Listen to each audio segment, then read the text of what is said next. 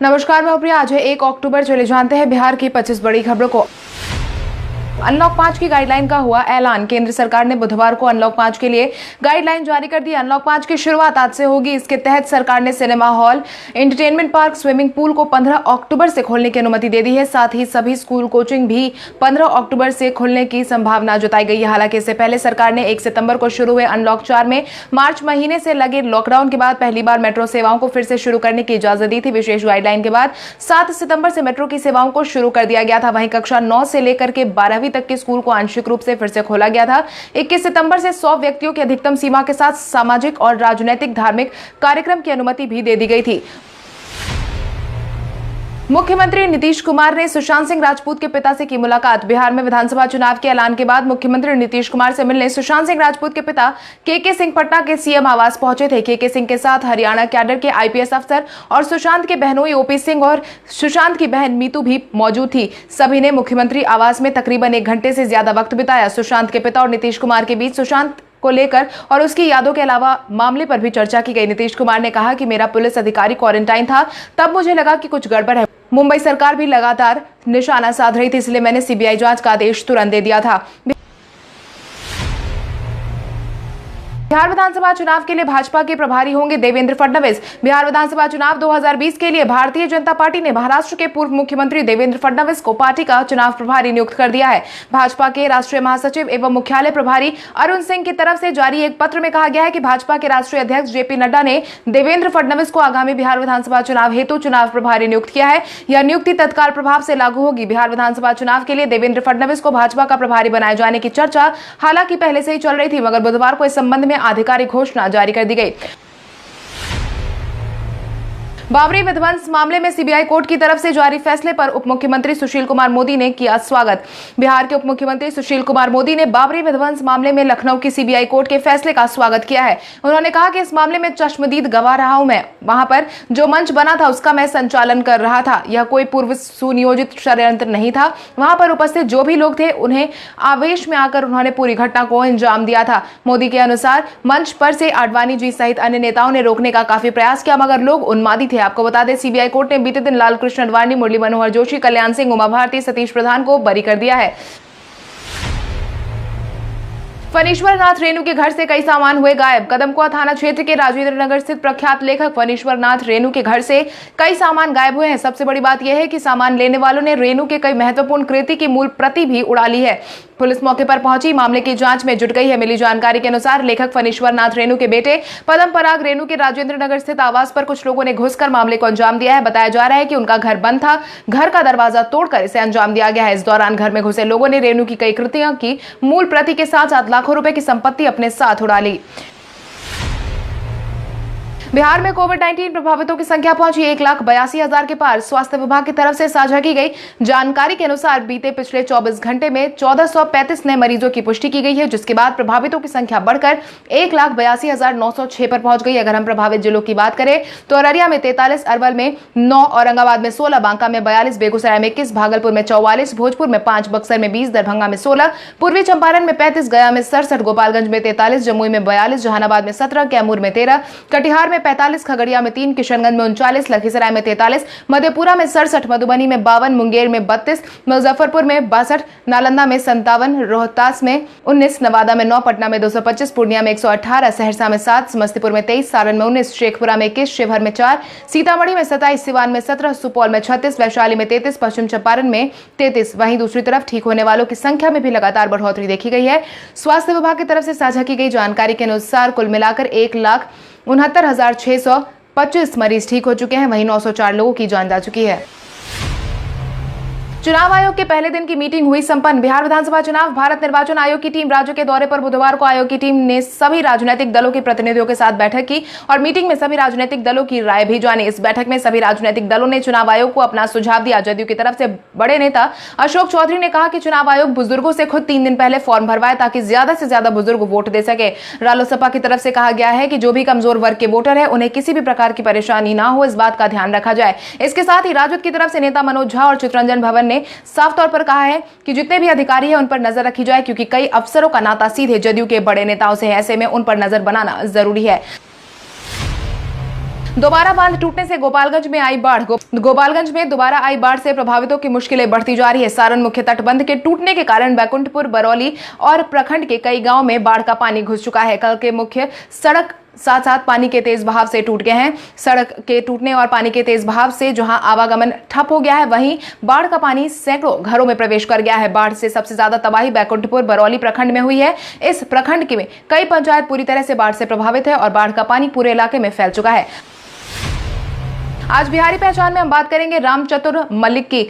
पंडित रामचतुर मलिक का जन्म 5 अक्टूबर 1902 को बिहार के दरभंगा जिले में हुआ था। पंडित रामचरित मलिक भारतीय शास्त्रीय संगीत के धूप धमाल शैली के प्रसिद्ध गायक थे। उन्होंने धूप धमार गायन शैली में सिर्फ भारत में ही नहीं बल्कि विदेश में भी ख्याति प्राप्त की और देश का नाम भी रोशन किया है। मलिक जी ख्याली, ठुमरी और मैथिली लोकगीतों के अनुपम गायक थे। रामचरित मलिक दरभंगा महाराज के दरबार में भी प्रसिद्ध संगीतज्ञ थे। यह माना जाता है कि पंडित रामचरित्र मलिक के पूर्वज राजस्थान से बिहार आ गए थे और बिहार से दरभंगा घराने की नींव रखी थी। रामचरित्र मलिक ने अपने चाचा से तेजपाल मलिक से और बाद में सितारा वादक रमेश्वर पाठक से अपनी प्रारंभिक शास्त्रीय संगीत की शिक्षा ग्रहण की थी।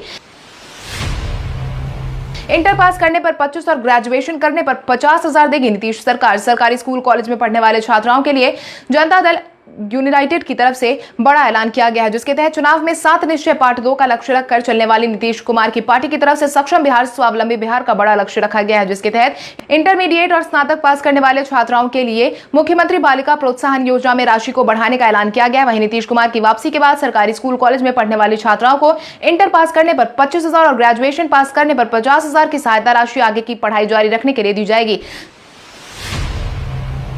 सिपाही लिखित परीक्षा को किया गया स्थगित। सिपाही लिखित परीक्षा की तैयारी कर रहे छात्रों के लिए अहम सूचना। 18 अक्टूबर को होने वाली परीक्षा स्थगित कर दी गई है। आपको बता दें, सिपाही के 1722 और होमगार्ड के 551 पदों के लिए 18 तारीख को लिखित परीक्षा होने वाली थी, जिसको केंद्रीय चयन परिषद ने स्थगित कर दिया।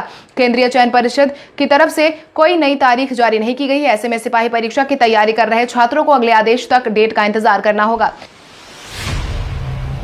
बिहार के 7 क्षेत्रीय दलों को चुनाव आयोग ने अलॉट किया चुनाव चिन्ह। चुनाव आयोग ने बिहार विधानसभा चुनाव में क्षेत्रीय दलों के लिए सिंबल अलॉट कर दिया है, जिसके तहत 7 छोटे दलों के लिए चुनाव आयोग ने चुनाव चिन्ह दिया है। लोकतांत्रिक जनशक्ति पार्टी को त्रिकोण चिन्ह दिया गया है, वहीं लोक चेतना दल को टायर सिंबल दिया गया है। भारतीय जनतंत्र संरक्षक विकास पार्टी को स्टूल चिन्ह दिया गया है। हिंदू समाज पार्टी को मोर्टार चुनाव चिन्ह दिया गया है। इसके साथ ही भारतीय सब लोक पार्टी को ट्रम्पेट अलॉट किया गया है। आम अधिकार मोर्चा को चपाती रोलर और भारतीय लोक चेतना पार्टी को साइकिल पंप अलॉट किया गया है।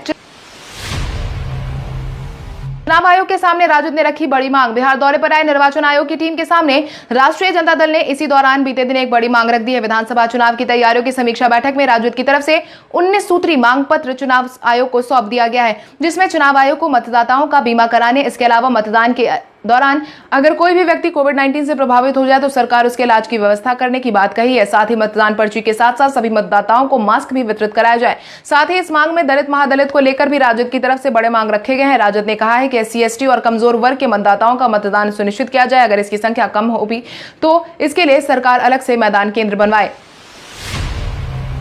BACB ने रिजल्ट में सुधार के लिए 10वीं और 12वीं के छात्रों को दिया अंतिम मौका। बिहार विद्यालय परीक्षा समिति ने मात्र इंटरमीडिएट और मैट्रिक परीक्षा 2019, मैट्रिक और इंटर की कंपार्टमेंट परीक्षा 2019 और मैट्रिक एवं इंटरमीडिएट परीक्षा 2020 में सम्मिलित परीक्षार्थियों की मार्कशीट और प्रोफेशनल सर्टिफिकेट में त्रुटि सुधार करने के लिए एक और मौका दे दिया है, जिसके परिणाम स्वरूप छात्रों के मार्कशीट और प्रोफेशनल सर्टिफिकेट में त्रुटि है वो 14 अक्टूबर तक सुधार करवा सकते हैं। कोविड-19 का पालन करते हुए यह काम किया जाएगा। बिहार विद्यालय परीक्षा समिति इंटरमीडिएट और मैट्रिक परीक्षा 2020 को प्रोफेशनल सर्टिफिकेट और लिस्ट विद्यालय के प्रधान को पहले ही भेजा जा चुका है। दरभंगा में हनुमान नगर प्रखंड के कई गांव में घुसा बाढ़ का पानी। दरभंगा जिले में के हनुमान नगर प्रखंड के कई गांव में बाढ़ का पानी एक बार फिर से घुस चुका है। वहीं घर बार छोड़कर सुरक्षित स्थानों की तरफ लोग पलायन भी कर रहे हैं। खेतों में पानी भर जाने से फसलें भी बर्बाद हो गई है। हनुमान नगर प्रखंड को भरौल, महनौली समेत कई गांव में बाढ़ की चपेट में आ चुका है। बाढ़ प्रभावितों ने कहा है कि उनके हाल पर उन्हें छोड़ दिया गया। अभी तक सरकार का कोई नुमाइंदा उनका हाल जानने के लिए नहीं आया है। उन्होंने कहा कि बाढ़ प्रभावितों को मिलने वाली 6,000 की राशि भी उन तक नहीं पहुंची है। लोगों ने सरकार से मदद की अपील की है। आपको बता दें, इलाके में 2 महीने पहले ही बाढ़ आई थी। घर में पानी घुस जाने के कारण लोगों ने ऊंचे स्थान पर शरण ले रखी थी। मुंबई में एक्टर अक्षत के मामले पर एडीआर हुआ जारी। बिहार के मुजफ्फरपुर जिले के नवोदित अभिनेता अक्षत उत्कर्ष की जान गंवाने को लेकर मुंबई के पुलिस स्टेशन में एडीआर जारी कर दिया गया है, जिसके बाद अक्षत के दोस्त, एक युवती, सोसाइटी प्रभारी चाचा विक्रांत किशोर समेत 5 के बयान भी दर्ज किए जा चुके हैं। इस बारे में मुंबई के पुलिस पदाधिकारी ने बुधवार को अक्षत के पिता विजेंद्र किशोर को पूरी जानकारी दे दी है। दोनों के बीच करीब 12 मिनट तक मामले की लेकर बातचीत हुई है। किशोर ने कई बिंदुओं पर अंबोली पुलिस का ध्यान आकृष्ट करवाया है। वहीं साथ ही कई युवकों से पूछताछ करने का भी आग्रह किया गया है। स्टेट बैंक ऑफ इंडिया में जॉब का मिला सुनहरा मौका। स्टेट बैंक ऑफ इंडिया में विभिन्न पदों पर नियुक्ति निकाली गई है। बैंक आधिकारिक वेबसाइट के साथ साथ अपने सोशल मीडिया अकाउंट ट्विटर पर भी एक नोटिफिकेशन जारी कर चुका है। इसके मुताबिक risk speciality data trainer, deputy manager, data translator manager, senior consultant analyst, assistant general manager, manager, data scientist सहित कुल 38 पदों पर नौकरी निकाली गई है। ऐसे में इच्छुक उम्मीदवार आधिकारिक वेबसाइट पर जाकर ऑनलाइन आवेदन कर सकते हैं। इस बारे में आधिकारिक पोर्टल bank.sbi/web पर जाकर लॉगिन करना होगा, जहां पर लेटेस्ट अनाउंसमेंट सेक्शन में जाकर चेक कर सकते हैं। सहरसा, कटिहार, जयनगर और भभुआ के लिए अब 31 अक्टूबर तक चलेगी स्पेशल ट्रेनें। ट्रेनों से सफर करने वालों के लिए जरूरी सूचना। पटना से चल रहे 5 जोड़ी स्पेशल ट्रेन के परिचालन को 1 महीने के लिए बढ़ा दिया गया है। सहरसा, कटिहार, जयनगर और भभुआ के लिए पटना जंक्शन और राजेंद्र नगर टर्मिनल से स्पेशल ट्रेन का परिचालन करवाया जा रहा है। पहले पूर्व मध्य रेलवे इन ट्रेनों का परिचालन 30 सितंबर तक के लिए तय किया था। पूर्व मध्य रेलवे के CPRO राजेश कुमार के अनुसार अगले 1 महीने के लिए इन ट्रेनों के परिचालन को बढ़ा दिया गया है। इसके साथ 31 अक्टूबर तक चलने वाली है, जिसमें Saharsa Patna, Saharsa special, Katihar Patna, Katihar special, Patna Bhabua Road, Patna special, Rajendra Nagar, Jaynagar, Rajendra Nagar special, Rajendra Nagar, Saharsa, Rajendra Nagar special का नाम शामिल है। उत्पाद विभाग के आयुक्त को चुनाव आयोग ने किया बाहर। बिहार विधानसभा चुनाव की समीक्षा में अधूरी तैयारी उत्पाद विभाग के आयुक्त पर भारी पड़ गई है। मिली जानकारी के अनुसार भारत निर्वाचन आयोग ने समीक्षा के दौरान चुनाव की तैयारियों में लापरवाही उन पर ही भारी पड़ गई और उन्हें पद से हटा दिया गया। बुधवार की शाम यह कदम उठाया गया। बताया जा रहा है कि समीक्षा में चुनाव को लेकर उत्पाद विभाग की तैयारी संतोषजनक नहीं पाई गई, जिसके कारण यह कदम उठाया गया। Chief election officer HR Srinivas ने इस बात की जानकारी दी और बताया है कि बिहार कैडर के 2008 बैच के IAS अधिकारी के उत्पाद आयुक्त के पद पर तैनात थे। चुनाव की तैयारियों को लेकर जब समीक्षा की गई तो काम संतोषजनक नहीं था।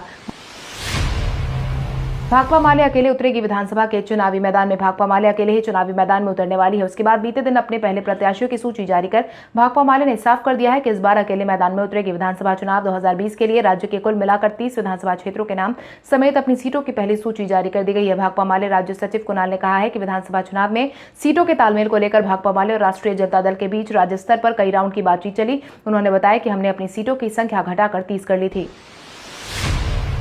दिल्ली में मीटिंग के बाद पटना पहुंचे भूपेंद्र यादव और देवेंद्र फडणवीस। बिहार में एनडीए में सीट बंटवारे पर फंसे पेच को सुलझाने को लेकर कवायद तेज हो गई है। बुधवार को दिन भर दिल्ली में भाजपा नेताओं की बैठक हुई। साथ ही साथ भाजपा के सभी वरिष्ठ नेता रात को पटना पहुंच चुके हैं। राष्ट्रीय अध्यक्ष JP नड्डा के आवास पर बैठक के बाद बिहार भाजपा प्रभारी भूपेंद्र यादव और चुनाव प्रभारी देवेंद्र फडणवीस पटना पहुंच चुके हैं। साथ ही प्रदेश अध्यक्ष संजय जायसवाल और स्वास्थ्य मंत्री मंगल पांडे भी पटना वापस लौट आए हैं। आज एनडीए में सीट शेयरिंग को लेकर भाजपा नेता अपने सहयोगी दल जदयू नेताओं के साथ बातचीत करेगी। इसके बाद सीटों का ऐलान होगा। इनकम टैक्स पेयर को मिली बड़ी राहत। इनकम टैक्स पेयर को बीते दिन सरकार ने बड़ी राहत दी है, जिसके तहत केंद्रीय प्रत्यक्ष कर बोर्ड ने टैक्स पेयर्स को राहत देते हुए आयकर रिटर्न भरने की आखिरी तारीख को 30 सितंबर से बढ़ाकर अब 30 नवंबर कर दिया है। देश भर में लगातार बढ़ते कोविड-19 के माहौल के बीच इनकम टैक्स डिपार्टमेंट ने टैक्स पेयर्स को यह बड़ी राहत दी है। अब इसके बाद आयकर जमा करने के लिए 30 नवंबर तक का समय है। इनकम टैक्स विभाग ने ट्वीट करके इस बात की जानकारी दी है। विभाग ने ट्वीट में लिखा है कि कोविड-19 की वजह से बड़े लोगों की परेशानी बढ़ गई थी और इसको ध्यान में रखते हुए आयकर रिटर्न दाखिल करने की तारीख को बढ़ा दिया गया है। शेखर सुमन ने अक्षत मामले में मीडिया पर उठाए सवाल। सुशांत सिंह राजपूत के गुजर जाने के बाद बिहारी अभिनेता अक्षत उत्कर्ष ने कथित तौर पर मुंबई में अपने आवास पर अपनी जान ले ली है। हालांकि घर वालों का आरोप है कि अक्षत की जान ली गई है। इस मामले में पुलिस ने रिपोर्ट दर्ज करके जांच शुरू कर दी है। इसी बीच सुशांत के लिए न्याय की गुहार लगाने वाले शेखर सुमन ने अक्षत की कवरेज को लेकर न्यूज चैनल पर तंज कसा है और इस केस में कुछ भी सनसनीखेज नहीं है, लिहाजा इसको लेकर हंगामा नहीं होगा। उन्होंने ट्वीट कर कहा है कि एक और बिहारी अभिनेता अक्षत उत्कर्ष ने डिप्रेशन की वजह से जान ले ली है, जिसके बाद फैमिली को लगता है कि इसकी जान ली गई है। मुझे संदेह है कि समाचार चैनल इस मुद्दे को उठाएंगे, क्योंकि वो एक कलाकार था और उसकी कोई खूबसूरत गर्लफ्रेंड भी नहीं थी, इसलिए इसमें कोई भी सनसनीखेज नहीं है।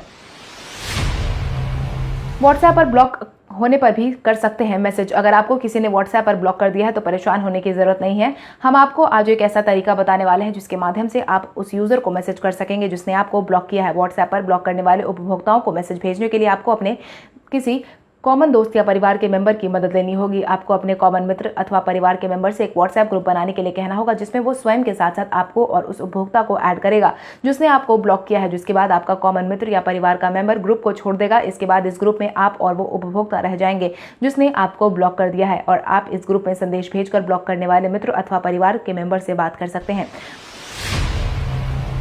आईपीएल के 13वें संस्करण में कोलकाता नाइट राइडर्स को लगातार मिली दूसरी जीत। इंडियन प्रीमियर लीग के 13वें सीजन का मुकाबला राजस्थान रॉयल्स और कोलकाता नाइट राइडर्स के बीच दुबई में बीते दिन खेला गया। इस मैच में कोलकाता को जीत मिली है। केकेआर ने राजस्थान को 37 रनों से हरा दिया है। आईपीएल 2020 में राजस्थान रॉयल्स की यह पहली हार है, जबकि कोलकाता की टीम की यह लगातार दूसरी जीत है। इस मुकाबले में राजस्थान के कप्तान स्टीव स्मिथ ने टॉस जीतकर पहले गेंदबाजी करने का फैसला किया था। ऐसे में कोलकाता ने पहले बल्लेबाजी करते हुए 20 ओवर में 6 विकेट खोकर 174 रन बनाए। इसके जवाब में राजस्थान की टीम 20 ओवर में 9 विकेट खोकर 137 रन पर ही आउट हो गई, जिसके बाद कोलकाता को इस मैच में 37 रनों की जीत मिली है। कल हमारे द्वारा पूछे गए सवाल का जवाब आप में से बहुत सारे यूजर ने हमें कमेंट करके दिया था, उसके लिए आपका बहुत बहुत धन्यवाद। आप में से जिन यूजर का कमेंट हमें अच्छा लगा है उनके नाम है मनोरंजन सिंह, सनी सिंह, अनन्या यादव, ऑफिसर उजाला चौधरी, अनन्या कुमारी, राकेश झा, बबीता यादव, चांद बाबू, सुशीला कुमारी, सुप्रिया कुमारी, नेहा सिंह, उजाला चौधरी, रविंद्र पासवान, अनिल कुमार, चंदन कुमार, शंभू रॉय।